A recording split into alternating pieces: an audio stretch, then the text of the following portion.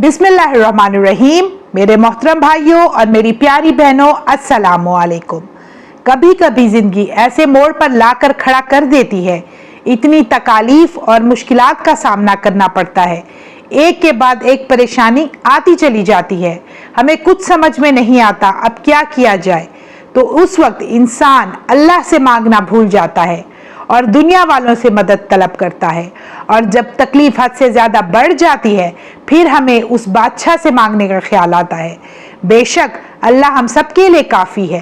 क्या तकलीफ के वक्त हमने अपने आप को ये बताया कि अल्लाह मेहरबान है, वो अता करने वाला है और हमें हर हाल में सिर्फ और सिर्फ अल्लाह ही से मांगना चाहिए? क्या हमने उस पर तवक्कल और भरोसा किया?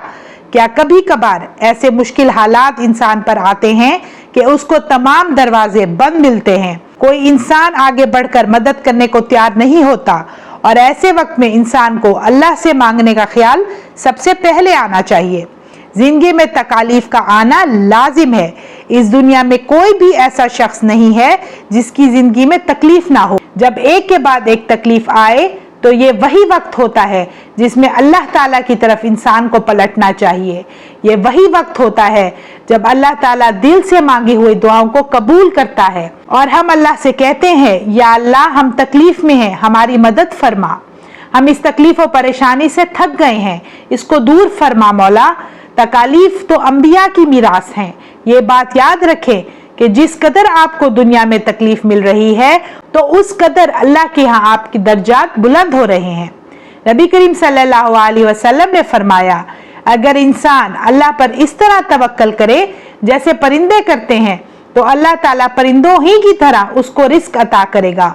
वो सुबह खाली पेट निकलते हैं और वापस भरे पेट अपने घरों को लौटते हैं। हम हर वक्त परेशान रहते हैं, चाहे शादी ब्याह का मामला हो, जॉब्स का इशू हो, तरक्की के मामलात हो, रिस्क का मसला हो, हम बहुत ही ज़्यादा परेशान रहते हैं। सुनने में ये बात बहुत ही मामूली सी महसूस होती है कि जब हज़रत इब्राहीम अलैहिस्सलाम को आग में डाला जा रहा था तो हज़रत जिब्राईल अलैहिस्सलाम आए और मदद के लिए आपको कहा। आप अलैहिस्सलाम ने हज़रत जिब्राईल अलैहिस्सलाम से पूछा कि क्या आपको अल्लाह ने भेजा है? तो हज़रत जिब्राईल अलैहिस्सलाम ने जवाब दिया, नहीं, मैं खुद आया हूँ। तो आपने उनको वापस भेज दिया, और जब आप हज़रत इब्राहीम अलैहिस्सलाम को आग में डाला गया तो आपने पढ़ना शुरू किया, हस्बुनल्लाहु व निअमल वकील। बेशक अल्लाह बेहतरीन कारसाज है और वही मेरे लिए काफ़ी है। इसी तरह जब अल्लाह ताला ने हज़रत इब्राहीम अलैहिस्सलाम को हुक्म दिया कि वो हज़रत हाजरा और हज़रत इस्माईल अलैहिस्सलाम को मक्का की वीरान बयाबान पहाड़ियों पर छोड़ आए, हज़रत इब्राहीम अलैहिस्सलाम ने ऐसे ही किया। वो हज़रत हाजरा और हज़रत इस्माईल अलैहिस्सलाम को छोड़कर वापस जाने लगे तो हज़रत हाजरा ने पूछा, क्या ये अल्लाह का हुक्म है? हज़रत इब्राहीम अलैहिस्सलाम ने जवाब दिया, जी हाँ। ये सुनकर हज़रत हाजरा ने कहा, हस्बुनल्लाहु व निअमल वकील। ये एक ऐसा वजीफा है जो नबी करीम सल्लल्लाहु अलैहि वसल्लम भी पढ़ा करते थे जब आप पर कोई भी मुश्किल आती।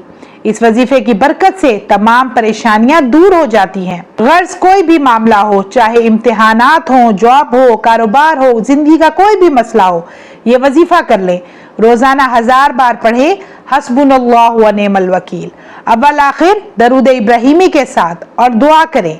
ये अमल 7 दिन करना है। इंशाअल्लाह अल्लाह पाक इस वजीफे की बरकत से आपकी दुआ और हाजत को पूरा फरमाएंगे। तो व्यूअर्स, अगर वीडियो अच्छी लगे तो इसको लाइक, शेयर और सब्सक्राइब करें। मुझे दीजिए इजाज़त, इंशाअल्लाह मैं फिर हाजिर होंगी। अपना ढेर सारा ख्याल रखिएगा, दुआ में याद रखिएगा। अल्लाह हाफिज़।